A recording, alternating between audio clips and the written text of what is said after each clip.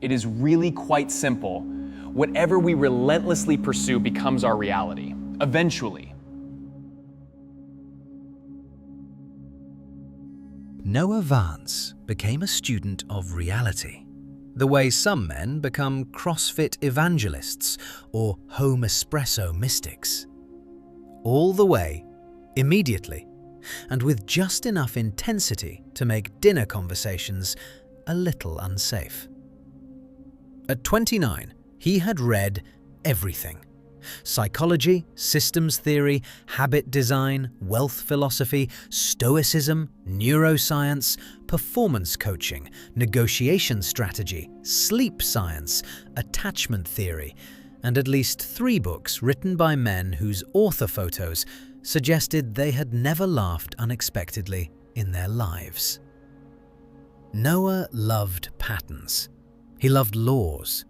He loved the idea that the universe, under all its chaos and bad parking, actually ran on principles. And among those principles, one towered above the rest: persistence. He saw it everywhere. The person who kept knocking eventually got in. The one who kept refining eventually became excellent. The one who stayed with the process eventually bent probability in his favor. It felt like a code written into the bones of creation. Keep moving toward the thing, and eventually the thing yields. So Noah built his life on it. And to be fair, it worked. He wanted money, he pursued it relentlessly and got it. He wanted status. He ground his way into rooms where people wore expensive sneakers with blazers and spoke reverently about optionality. He wanted an admired body, so he sculpted one through enough disciplined suffering to make chicken and rice feel like a minor religion. He wanted romantic success, influence, aesthetic polish, and the vague but intoxicating aura of being a man who had figured things out. And in time, because persistence is real, he attained nearly all of it. Then came the rude sequel. The money brought complexity. The status brought politics. The body brought maintenance that bordered on administrative warfare. The opportunities brought obligations. The admiration brought odd, lonely pressure. The relationships he thought would complete him often came with emotional paperwork and unexpected turbulence. Noah discovered the ancient truth disguised in modern packaging.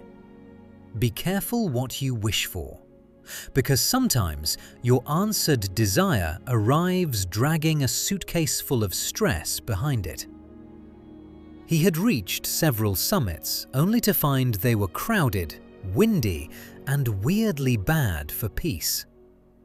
One Sunday afternoon, burnt out and spiritually suspicious, Noah sat in a park watching a little girl laugh uncontrollably because a pigeon had stolen part of her pretzel.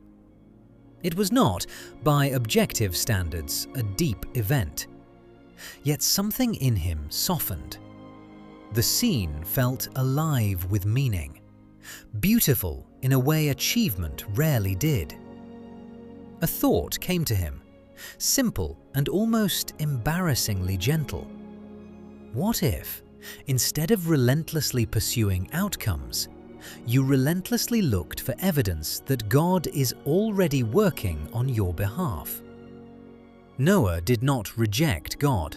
In fact, the more he looked at reality, the more he thought the most rational center of it all was Jesus.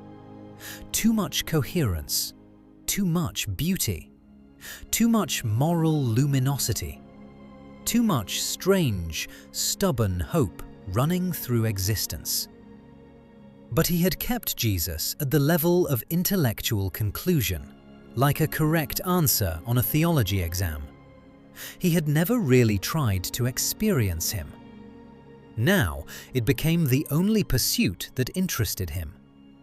Not in a dramatic, selling all his belongings and starting a podcast way. More quietly, more radically. He began framing ordinary life as Jesus living it with him. Morning coffee? Jesus here. A sharp insight during work? Jesus here. The sudden urge to text encouragement to a friend? Jesus here. A moment of restraint when his ego wanted applause? Jesus here. A beautiful patch of evening light on brick buildings and traffic noise? Also Jesus here, somehow, which offended none of reality. He persisted in gratitude the way he had once persisted in self-optimization. He asked, he sought, he knocked. Matthew 7:7-8 became less slogan, more operating system.